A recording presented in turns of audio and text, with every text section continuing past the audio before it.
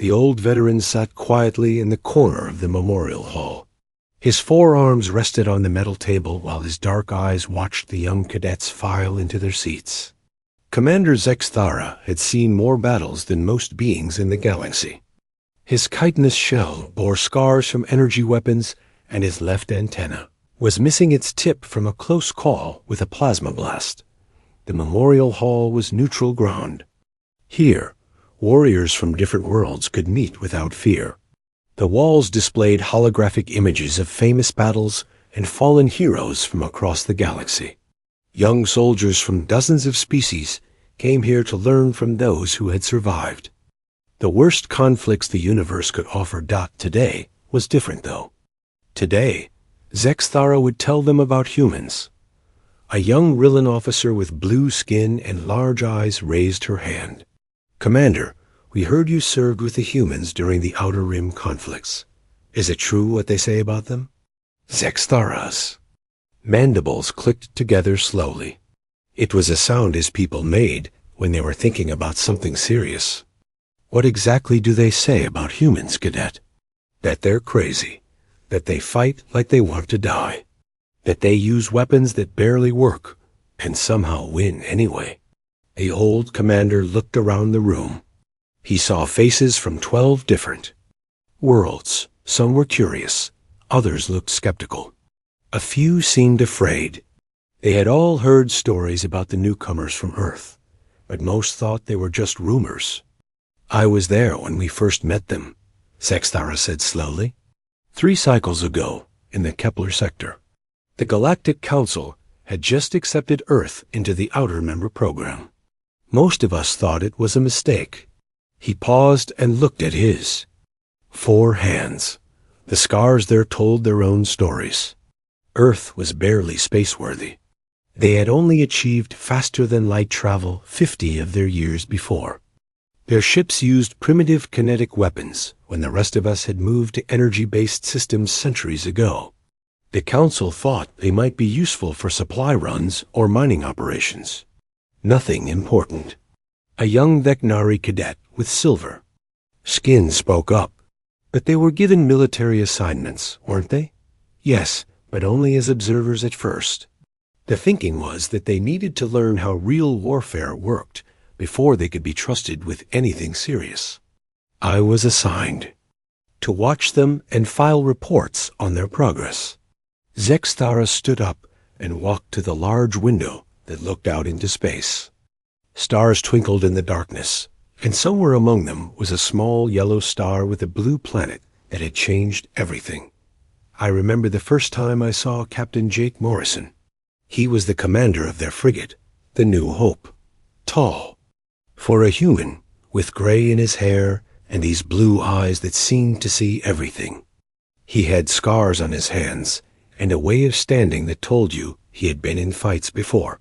The commander turned back to face the cadets. The briefing room on Station Alpha was crowded that day. Officers from 6 different species were there to plan the response to Vorkai raids in the outer systems. The Vorkai had been hitting civilian targets for months. They had better ships, better weapons, and more experience than anyone in that room. "What did the humans do?" asked the Rillan cadet. "That's what surprised me." Captain Morrison didn't say much during the planning session. He just listened and asked questions. Simple questions that seemed almost stupid at first.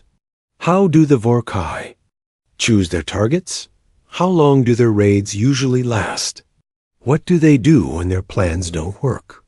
Zexthara sat back down and looked at each young face in turn. The other commanders thought Morrison was just trying to understand basic tactics, but I watched his eyes. He wasn't just learning about the enemy. He was learning how we thought about the enemy. The plan we came up with was standard procedure. Wait for the Vorkai to attack, respond with superior numbers, drive them off with minimal losses. It had worked for decades against raiders and pirates. Safe, predictable, effective. The old veteran's antenna twitched, another sign of deep thought among his people. After the briefing, Morrison approached me. He said he wanted to understand. how his people could best serve the mission. I told him the truth, that humans were new to space warfare and should follow the lead of more experienced species. What did he say to that? He smiled.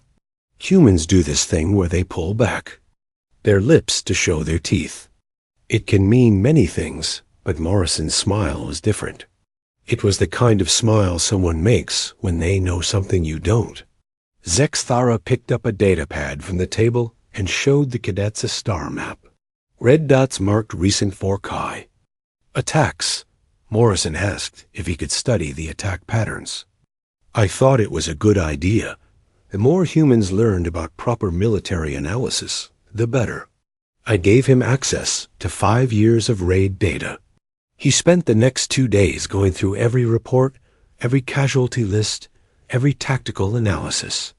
Most officers would focus on ship movements or weapon effectiveness. Morrison read the medical reports. He studied the psychological profiles of Vorkai prisoners. He even looked at what time of day the attacks happened. The Z-Kongare cadet leaned forward. Did he find something the others missed?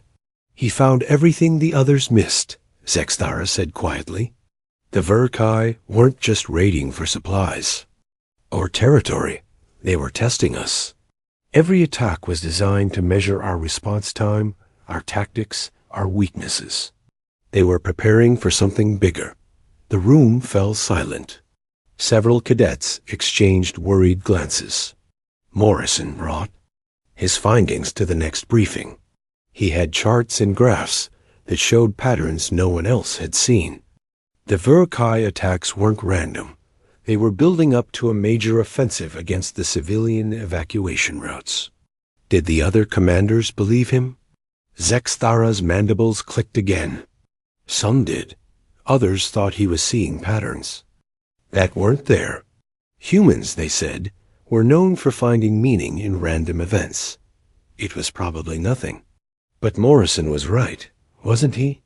3 days later, long-range sensors detected the largest Vorkai fleet anyone had ever seen.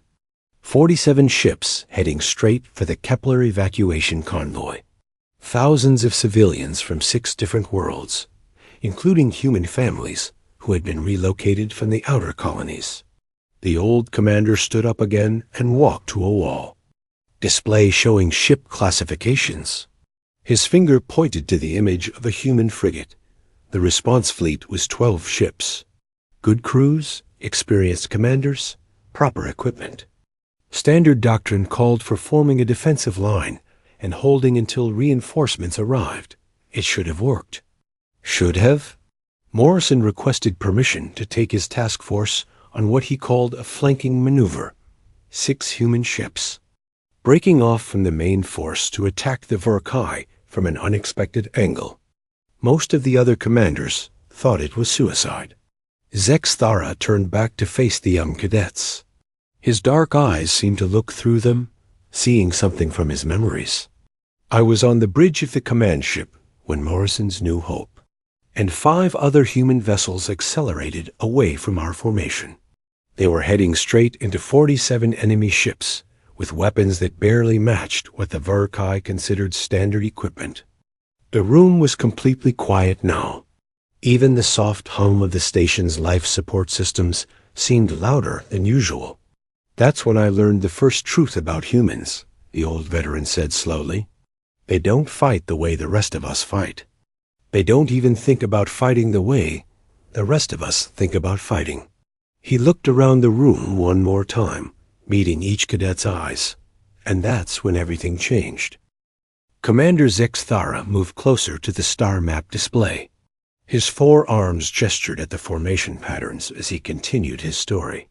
The young cadets leaned forward in their seats, waiting to hear what happened next.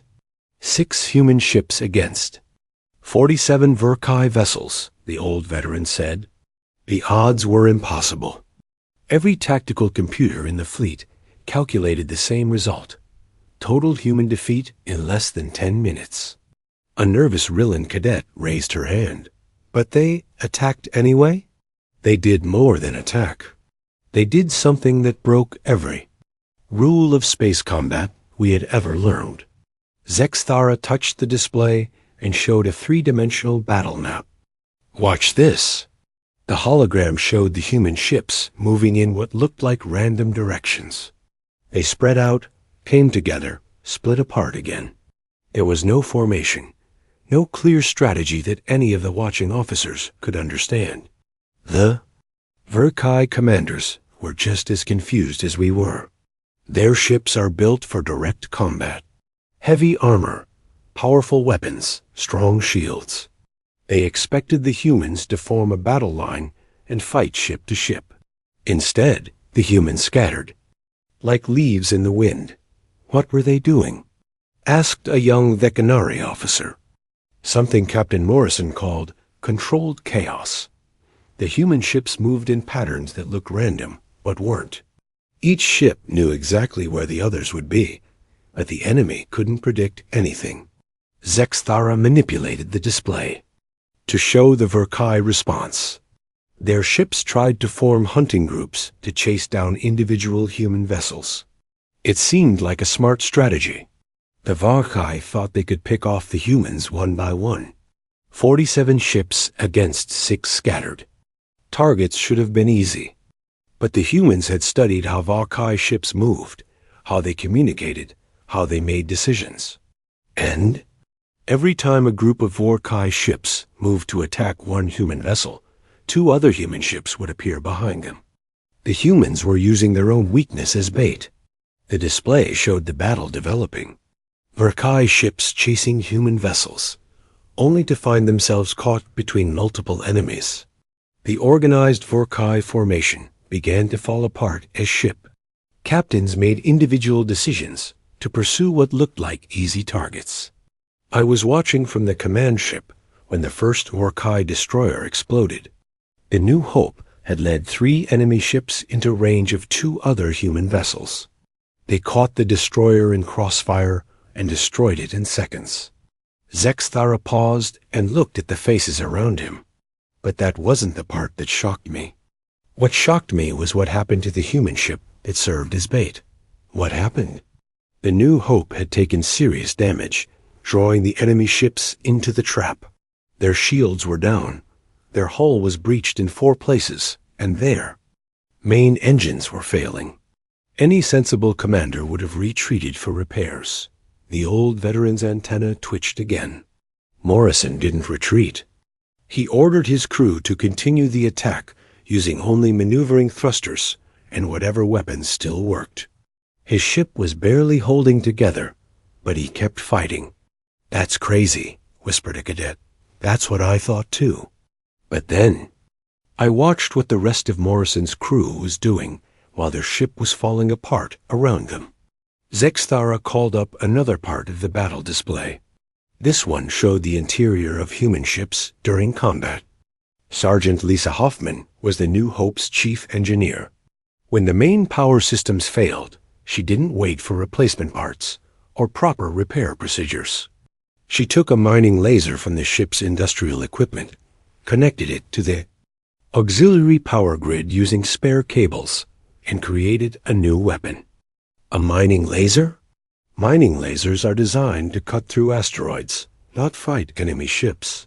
But Hoffman modified the focusing array using coffee stirrers from the crew mess hall and turned it into a precision cutting tool. She used it to slice through the armor of a Verkai cruiser. The cadets looked at each other with amazement. Using food utensils as precision instruments was something none of their species would ever consider. Meanwhile, Lieutenant Ben Carter was calculating missile trajectories in his head. The New Hope's targeting computer had been damaged, so Carter was doing the math manually while plasma bolts exploded around the bridge. How is that possible? Human brains work differently than ours. They can hold multiple complex calculations in their memory while performing other tasks. Carter was steering the ship, coordinating with other human vessels, and solving targeting equations all at the same time. Zexthara moved to another section of the display. But the moment that changed everything happened when the destroyer Freedom took a direct hit from 3 Verkai heavy cruisers. The hologram showed a human ship with massive damage. Hull breaches were visible across its entire length, and one of its main engines had been completely destroyed. The Freedom was finished. No shields, no weapons, structural damage that made it impossible to maneuver. The crew had maybe 5 minutes before the ship broke apart completely. Did they evacuate? That's what any rational crew would have done. Launch escape pods, hope for rescue, live to fight another day. But the Freedom's crew did something else. The display showed the damaged human ship suddenly accelerating toward the largest Verkai vessel in the enemy formation, Captain Susan. Blake ordered her crew to abandon ship, but she stayed at the controls. The Freedom wasn't going to escape, so she decided to make sure it didn't die for nothing. She rammed the enemy ship. She did more than that. While Blake piloted the Freedom on its final course, her crew used the ship's communication system to transmit targeting data to every other human vessel in the battle. They turned their dying ship into a sensor platform for the rest of the fleet. Zexthara's voice grew quieter.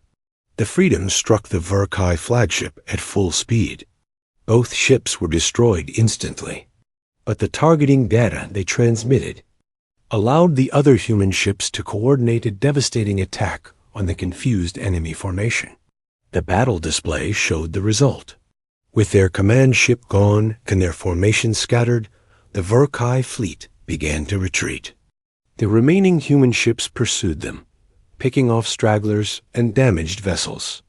In 37 minutes, 6 human ships had defeated a force that should have destroyed them easily. The Verkai lost 18 ships, including their flagship. The humans lost 1 ship and had damage to all the others. A Vikanari cadet raised her hand. How many humans died? 43 crew members on the Freedom. That was the only total loss. The other ships had injuries, but no deaths. The room was silent for a long moment. Finally, the Rillan cadet spoke up. I don't understand. How did they win? Zexthara sat back down and looked at his scarred hands. That's exactly what I asked Captain Morrison after the battle. His ship was in the repair bay. His crew was exhausted, and he had just lost 43 people under his command. What did he say? He told me something that I didn't understand until much later. He said that humans don't fight to win battles. They fight to solve problems. What's the difference? The difference, said the old veteran slowly, is that when you fight to win a battle, you follow the rules and hope you're stronger or smarter than your enemy. When you fight to solve a problem, you change the rules until the problem goes away. Zexthara stood up and walked to the window again. In the distance, a human cargo ship was docking at the station. Its hull showed the clean lines and efficient design that had become the standard for all newer vessels in the galaxy. The Verkai had been raiding the outer systems for decades because they understood how we fought. They knew our tactics, our weapons, our limitations. They had solved us like a puzzle. But the humans? The humans had spent 2 days studying everything about the Verkai, and then they threw out everything we thought we knew about space combat. They turned their weaknesses into advantages, and their disadvantages into tactical opportunities. The old commander turned back to face the cadets. That was when I realized we weren't just watching a military victory. We were watching the galaxy change forever. He looked around the room at the young faces staring back at him. And that was only the beginning. Commander Zexthara walked back to his seat and poured himself a glass of water from the pitcher on the table. His 4 hands moved carefully as he drank. The young cadets waited patiently, knowing that the old veteran was gathering his thoughts for what came next. After the battle at Kepler Station, everything changed for me, he said finally. The Galactic Council wanted to understand how the humans had won such an impossible victory. They assigned me to embed with human units for extended observation. A young Rillan cadet raised her hand. What does embedded mean? It means I lived with them, fought alongside them, watched how they worked when they thought no one was paying attention. I spent the next 6 months learning things about humans that I wish I could forget. Zexthara set down his glass and looked around the room. The first thing I discovered was that the battle at Kepler wasn't unusual for humans. It was just how they fought. Always outnumbered, always using inferior equipment, always finding ways to win anyway. But how? Asked a veterinary officer. What makes them so different? That's the question I was supposed to answer. So I started studying everything about human biology, human history, human psychology. What I found was disturbing. The old veteran stood up and walked to a display panel on the wall. He called up an image of Earth, the small blue planet where humanity had evolved. Most species in the galaxy evolved as prey animals or as apex predators. We either learned to hide from bigger, stronger creatures, or we became the biggest and strongest creatures ourselves. Humans evolved as something else entirely. What? Persistence predators. Do you know what that means? The cadets shook their heads. It means they evolved to chase their prey until it collapsed from exhaustion. A human ancestor could track an animal for days, following it without rest, never giving up until the creature simply couldn't run anymore. Zexthara manipulated the display to show human anatomy. Look at their bodies. Long legs built for running. Efficient cooling systems that let them sweat away heat. Hearts and lungs designed for endurance, rather. Then short bursts of speed. That doesn't sound so scary, said a cadet, doesn't it? Think about what that means. Humans are the only known species that evolved specifically to never give up. Ever. No matter how tired they get, no matter how hopeless things seem, their basic instinct is to keep going until their target stops moving. The room grew quieter. As the implications sank in, I saw this firsthand during the siege of Haven Colony. The Vur-Kai had surrounded the planet and were slowly destroying the orbital defenses. The siege had been going on for 3 weeks when I arrived with the human relief force. Zexthara called up another star map showing the Haven system. Colonel Amy Rodriguez was commanding the human ground forces. She had been coordinating planetary defenses for 18 straight days without sleep. 18 days? The Rillan cadet looked shocked. That's impossible. That's what I thought too. My people need 8 hours of rest every day, or we start making dangerous mistakes. Most species are similar. But Rodriguez was functioning perfectly after 18 days with only short naps and what humans call energy bars. How? I asked her. The same question. She looked at me like I was crazy and said it was just part of the job. When I told her that other species couldn't do what she was doing, she seemed surprised.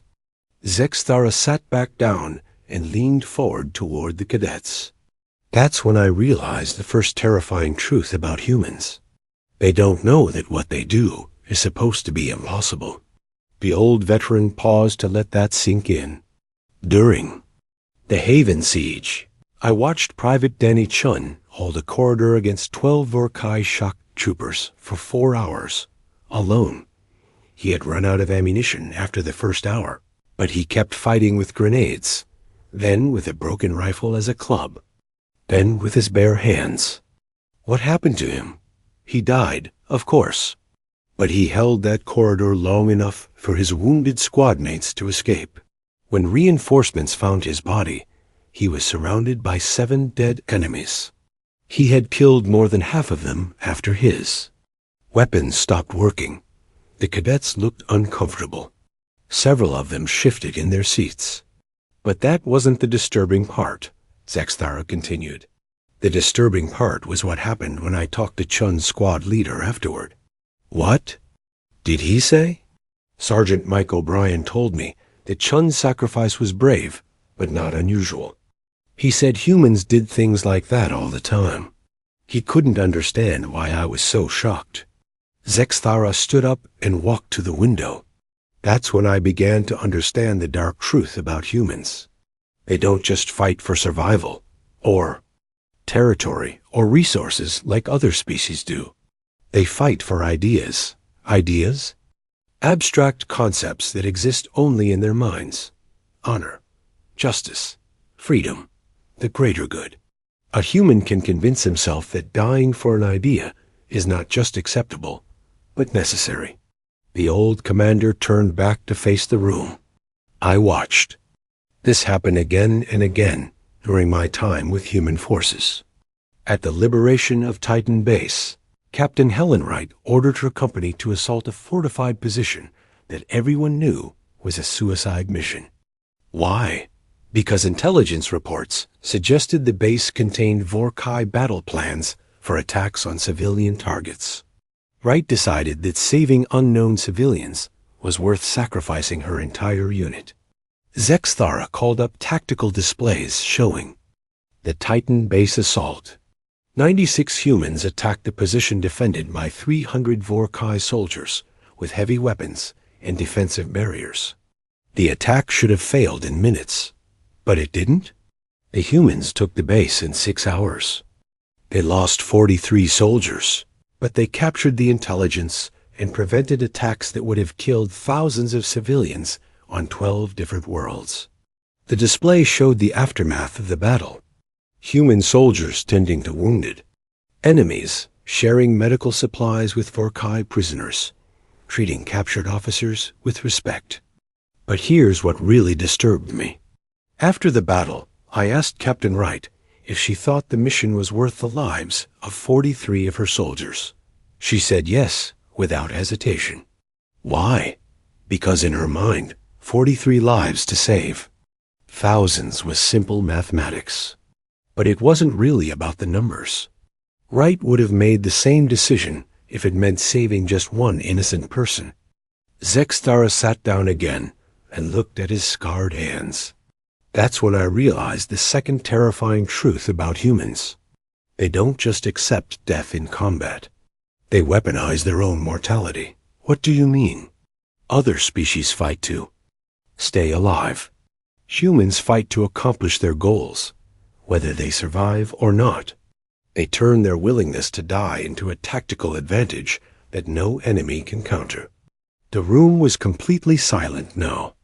The young cadets were beginning to understand what the old veteran was trying to tell them.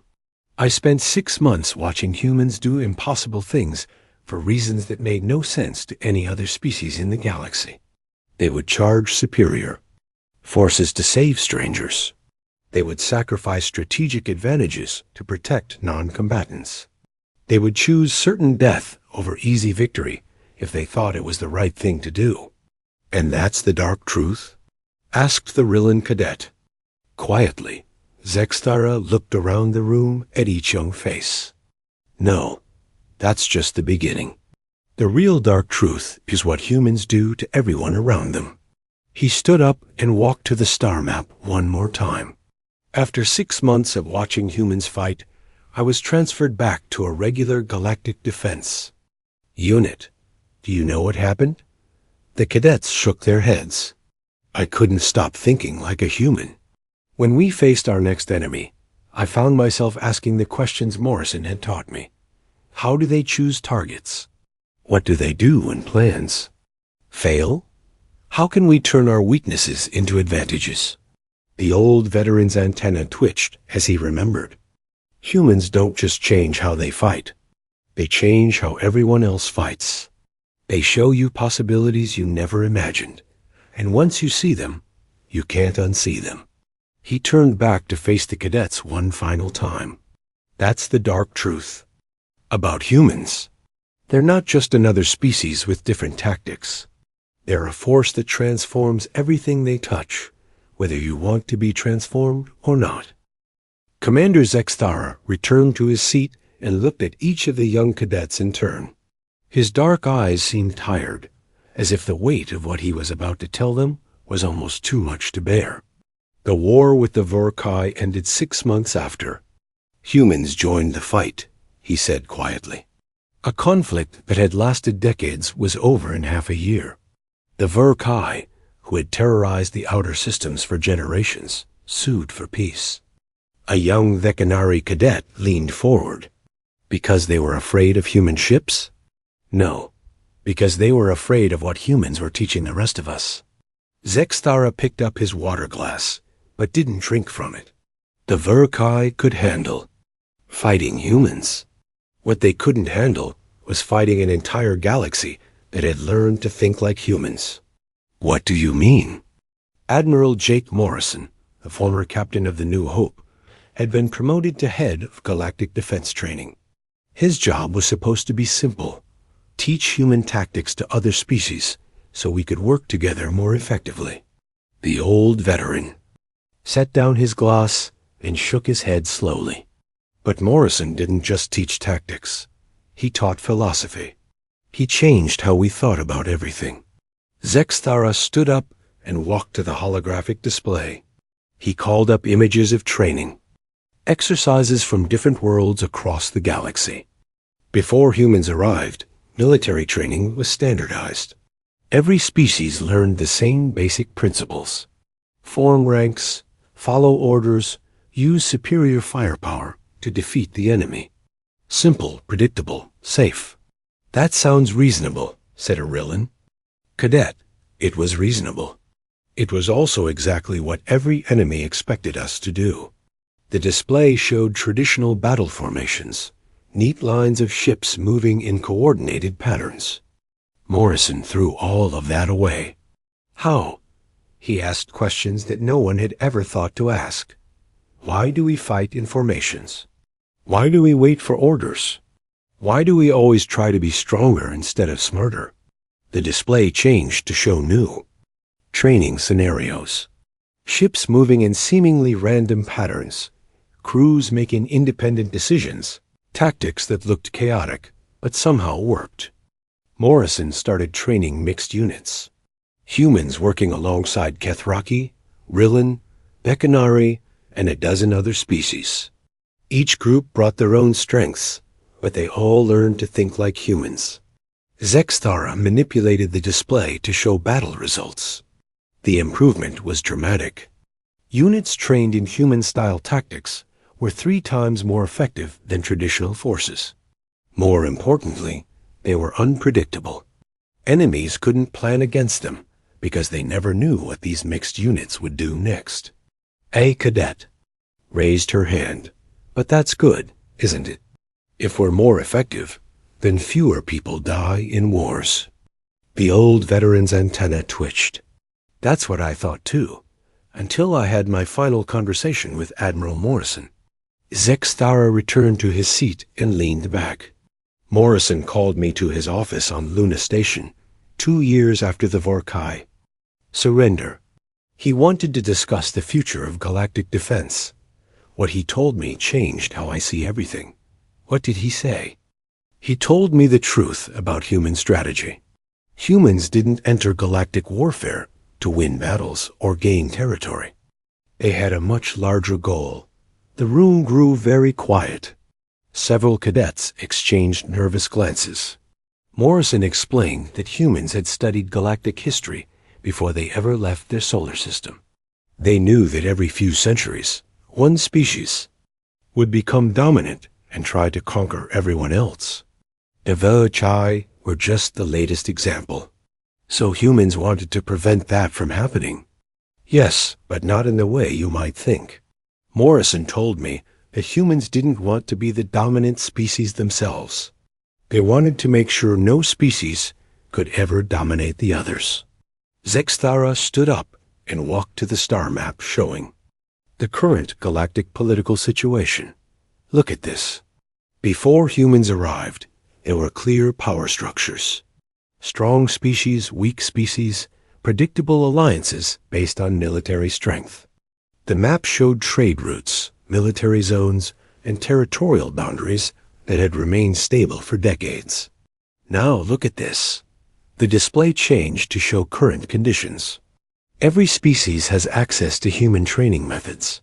Every military force uses some version of human tactics. Every commander asks the questions Morrison taught us to ask. That sounds like progress. It is progress, but it's also something else. Zexthara turned back to face the cadets. Morrison called it strategic balance through innovation. By making everyone more effective at warfare, humans created a situation where no single species could overwhelm the others. The old veteran walked slowly around the room. But here's the part that keeps me awake at night. Morrison admitted that this was always the plan. From the moment humans first applied to join the Galactic Council, they knew exactly what they were going to do. They planned all of this, every bit of it. The supposedly primitive weapons, the crude tactics that seemed to work by accident, the willingness to take on impossible missions. It was all calculated to make other species underestimate them, while they learned everything they could about galactic warfare. Zexthara stopped walking and looked directly at the young faces watching him. Humans spent 50 years preparing for their first contact with galactic civilization. They studied every species, every conflict, every political alliance. By the time they met Captain Morrison, they knew more about us than we knew about ourselves. But why? Asked the Rillan cadet. If they could have conquered the galaxy, why didn't they? Because humans understand something the rest of us don't. Conquest is temporary. Empires fall, leaders die, revolutions happen, but ideas last forever. The old commander returned to his seat one final time. Morrison told me that humans don't want to rule the galaxy. They want to reshape it. They want to create a civilization where everyone thinks like humans, where every species values innovation over tradition, adaptation over rigid doctrine, and creative problem-solving over brute force. And they're succeeding? Look around. This memorial hall used to display only traditional military honors, medals for bravery, awards for following orders, recognition for maintaining discipline. Now half the displays are for innovation, creative thinking, and what humans call thinking outside the box.